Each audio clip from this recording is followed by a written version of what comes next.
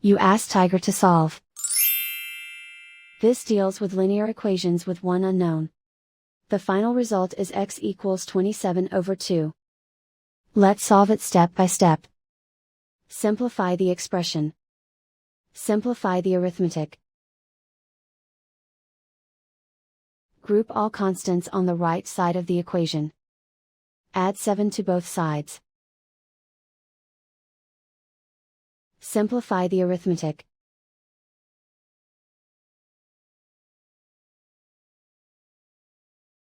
Isolate the x. Divide both sides by 2. Simplify the fraction. And so the final result is x equals 27/2.